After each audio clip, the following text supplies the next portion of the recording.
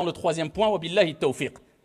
Mais cette ni'ma peut basculer vers une niqma, vers un malheur, une source de problèmes, de tristesse, d'angoisse, si on n'a pas bien saisi les recommandations divines et prophétiques, si on n'a pas saisi correctement le mode d'emploi. Parce qu'Allah subhanahu wa ta'ala, il a institué le mariage, mais il ne nous a pas laissé à notre propre merci. Il nous a laissé entre les mains un mode d'emploi. Le livre d'Allah subhanahu wa ta'ala et la sunna du prophète alayhi afdalus salati wa askat taslim avec l'éclaircissement de nos érudits à travers les siècles. Et bien sûr, il y a beaucoup de points qui relèvent du bon sens, tout simplement, pour avoir une vie harmonieuse. Donc il faut bien comprendre que le mariage c'est une ni'ma, il ne faut pas en faire une niqma, une source de malheur.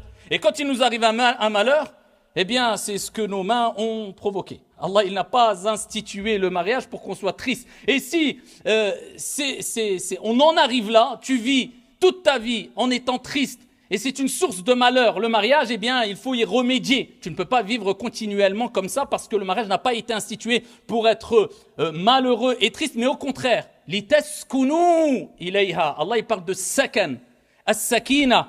Il parle d'apaisement, il parle de sérénité.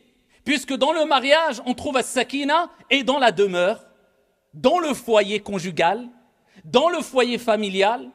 Si on a compris comment on doit se comporter envers nos épouses, nos époux et envers nos enfants, ça doit être un lieu de sakina. C'est pour cela qu'on appelle l'habitation aussi as-sakan. Parce qu'il renvoie vers as-sakina, la sérénité et la quiétude. Car le bienheureux, c'est celui qui est heureux chez lui, même si l'ensemble des gens sont contre lui à l'extérieur.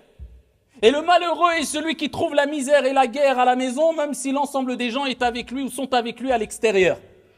Avant le mariage. Ayyuha shabab, ô vous les jeunes. C'est le prophète alayhi salatu wassalam qui l'a dit kama ja'a fi sahih. Ya ma'ashara al-shabab, que celui qui a les capacités de se marier, man istata'a minkumul ba'ata falyatazawwaj, que celui qui a les capacités de se marier, qu'il se marie.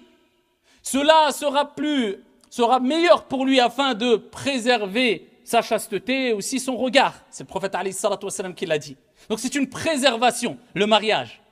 Et il dit celui qui n'en a pas les capacités, eh bien qu'il jeûne, ça sera une protection. As-siyam junnah, c'est une protection le siyam, le jeûne. Donc il jeûne, mais il s'adresse aux jeunes en disant mariez-vous. Donc on dit comme le prophète alayhi salatu wassalam a dit ayyuha shabab, ya ma'ashara shabab, ô vous les jeunes, que celui qui a les capacités qu'il se marie. Surtout aujourd'hui, dans le monde dans lequel on vit, avec les réseaux sociaux, avec la personne doit se préserver et se marier au plus tôt. Par contre la condition, que celui qui a les capacités. Ça ne veut pas dire que